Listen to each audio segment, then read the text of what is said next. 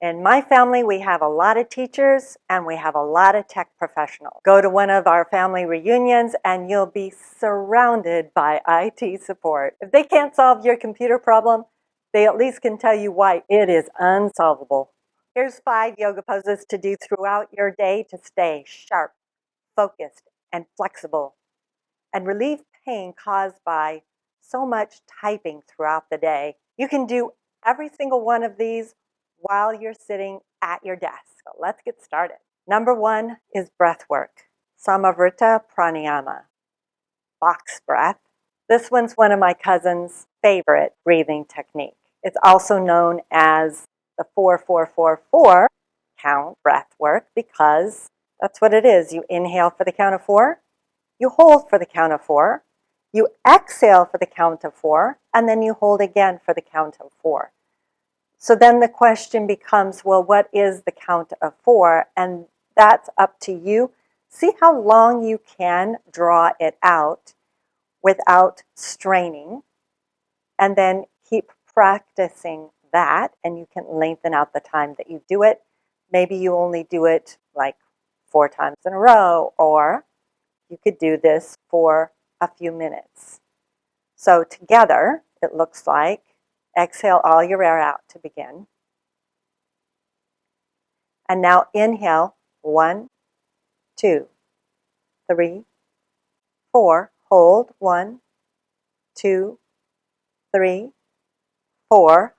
And exhale, 1, 2, 3, 4. Hold out your breath, 2, 3, 4, and then keep going on your own. Number 2, a tendon gliding exercise. Since you're probably at the computer typing a lot, this one is to help you relieve the pain associated with carpal tunnel syndrome. All you do, it's pretty simple. Take both of your hands. You're going to bend the fingers so that the knuckles are bending and the tip of every finger is touching the palm of your hand, like so. Hold a few seconds and then gently release, and do this 10 times. Let's counteract all that arms in front of you position that you have all day by bringing the arms into the back plane. Simple again, all of these are. Bring your arms behind you. You're sitting in the chair, and if you're scooched back, maybe you want to scooch a little forward. And then notice, the first thing to notice is you want it to round the shoulders because your shoulders are tight. So root down through the sitting bones and rise up through both sides of your waistline, and that will help take the heads of the arm bones back, collarbones broad. Then you can do the rest of this. We're going to do a little strengthening here.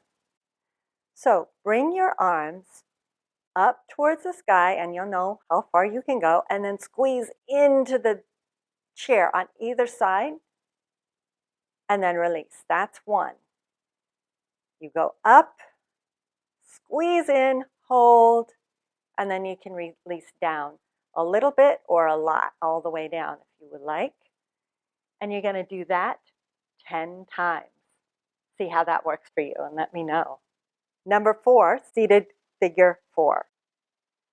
Depending on what you're wearing, this may or may not be appropriate, but don't worry, I've got options for you. First things first, you need to sit forward in your chair. And once you've done that, then cross right ankle over left thigh. And I'll show you why. It is going to be very challenging sometimes. You'll want to lean back, tuck your pelvis under, and I finally got my ankle over. So this is super not good. Super not good. You're going to instead keep your spine in neutral. Ooh, now you should feel a lot more, which is why you weren't doing it before. And you're bringing the knee down towards the floor just to whatever degree it's willing to go. And you're going to feel this in your external hip rotators. Then the thing to remember is not to press on the inner knee because we want to take care of our knees.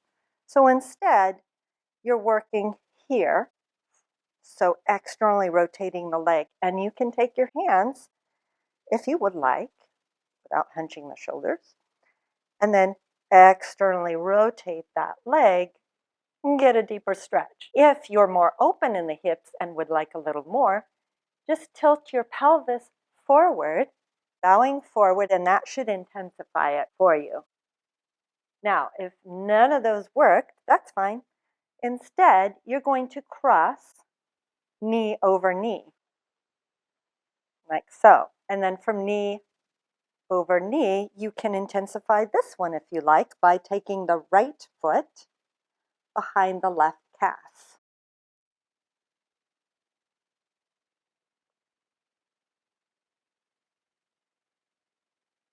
Now, this might just be ridiculously impossible depending on how you're shaped.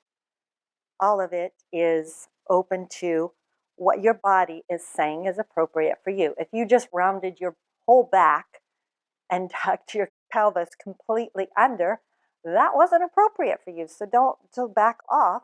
We're just getting an opening in our external hip rotators however we can, holding each side for 30 to 60 seconds. So the left side as well, either thigh over thigh, ankle over thigh, bowing forward, touching your hands towards the ground if you want, if you're really, really flexible. Your hands can go on your desk. Play with it and see how that one works for you. And finally, number 5, this is to stretch our hamstrings to release any pain and suffering caused in our low back by our hamstrings getting tight and weak. You sit forward in your chair again. Now, grab hold of your chair, and if your chair rolls, make sure that it is against something so that you will not roll. Stay safe, and then stretch your legs out. You can do this one and bow forward, and then the other one and bow forward, or you can do both legs. But whatever you're doing here, we're not going that far. So inhale and then exhale, you're tilting the pelvis. So again, you're not letting the back collapse and round. That's not what we're going for. And you're not going to feel probably much in the hamstrings as much as if you tilt the pelvis. And we're holding onto the chair so we don't do a somersault, because that was not the goal. Little tricks that you need to know: take your sitting bones, those bones that you're sitting on, and root down into the chair, and that will help you not fall over, and lift your kneecaps to protect your knees as you do this stretch.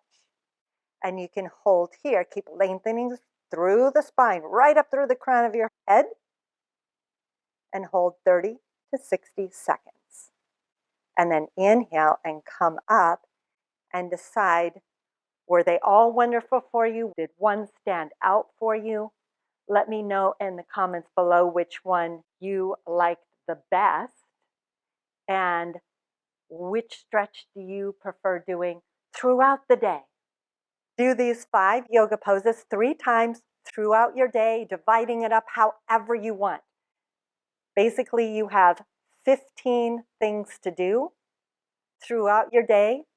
Use it to break up the day once an hour, once every half an hour. Maybe you do 5 of them in a row and then take a break, and do 5 in a row and take a break, and finally do it 5 in a row again. Whatever works for you. If you liked this video, please be sure to click the like button and let me know. And subscribe to my channel if you haven't already. Thank you so much for joining me. I look forward to seeing you again next time. Namaste.